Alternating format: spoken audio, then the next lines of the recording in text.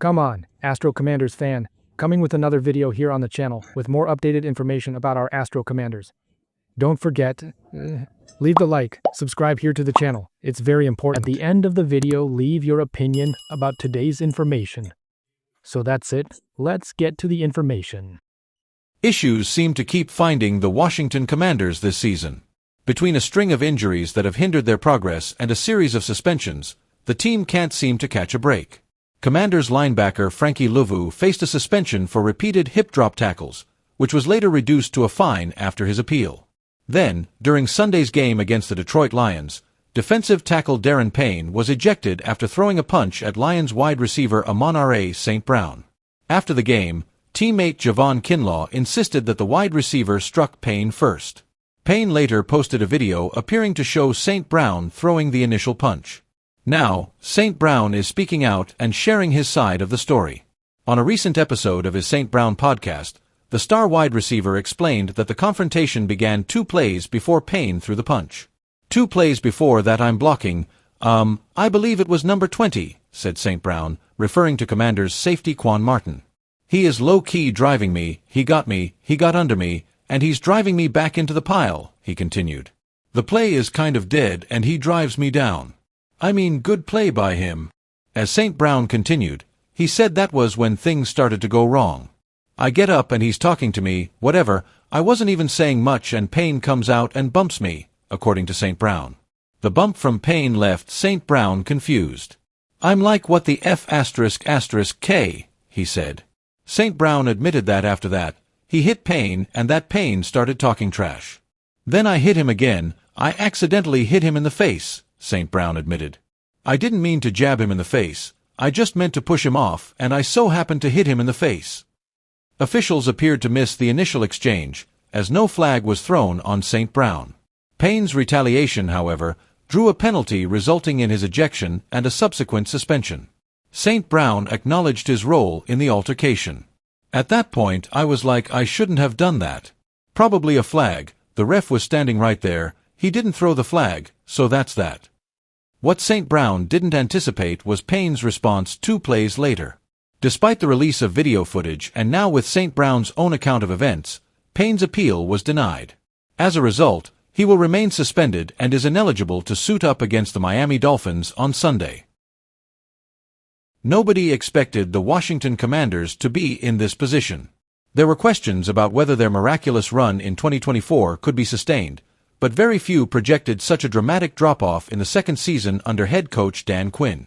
Injuries haven't helped, but something feels off. Quinn is trying hard to hold on to the culture he worked so hard to establish. He's treading water right now, but he's made no secret of his desire to implement significant changes during the Week 12 bye. The Commanders gave Von Miller a shot to possibly win one more Super Bowl at the tail end of his career. The veteran edge rusher has a one-way ticket to the Pro Football Hall of Fame at the first time of asking, and he believed Washington, and their superstar quarterback Jaden Daniels, could help him go out on a high note. To say that hasn't materialized would be an understatement. Miller's been a rotational edge force with 4 sacks, but he's part of a slow old defense that is being exposed at will by opposing offenses. That's the bottom line, and Dan Quinn might not be able to turn the tide when it's all said and done. Miller has indicated a desire to keep playing beyond 2025. He also stated that he would like to remain with the Commanders, but that seems unlikely. Adam Peters has to get younger and more explosive options for the defensive edge, and the former Texas A&M sensation is neither at this late stage of his NFL career. Washington doesn't have much choice but to keep playing Miller right now. But with their playoff hopes gone, it might be time to start planning for the future, whatever that looks like.